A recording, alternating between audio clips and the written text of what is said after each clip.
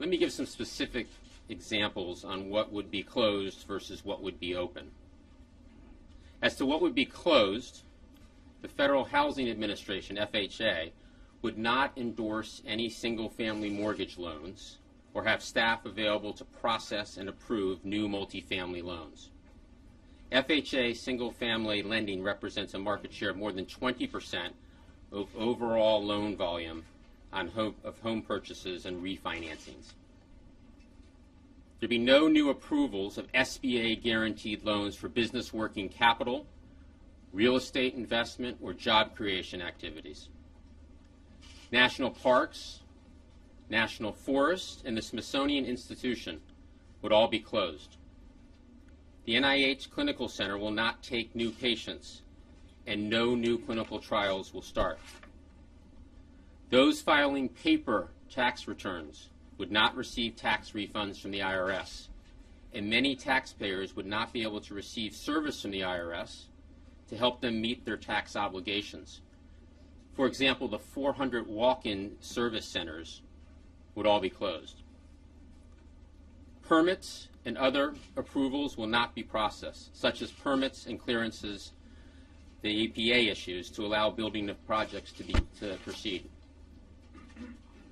The Mine Safety and Health Administration would not be able to conduct regular safety and health inspections. Only emergency passport services would be open. Normal processing will not. Most of the veteran benefits customer support services would be suspended. Most Department of Defense budget planning and preparation would cease, and military personnel will not receive paychecks during a funding lapse.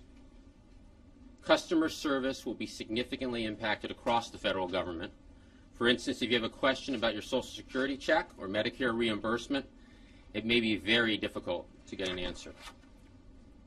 Throughout the government, websites and online services will be shut down or at limited functionality. As to some of the activities that will continue if there's a shutdown, the FAA would keep the air traffic control system open and safe. FEMA disaster operations would continue. Social Security checks will be sent to beneficiaries. National Weather Service alerts and forecasts, as well as volcano and earthquake monitoring by other agencies, would continue. The U.S. Postal Service would continue mail collection, delivery, and other operations. Custom and Border Protection activity would continue. Military operations in Afghanistan, Libya, and Iraq would continue. NASA satellite missions currently in operation would continue. SNAP, or what's better known as food stamps, and other child nutrition benefits would continue.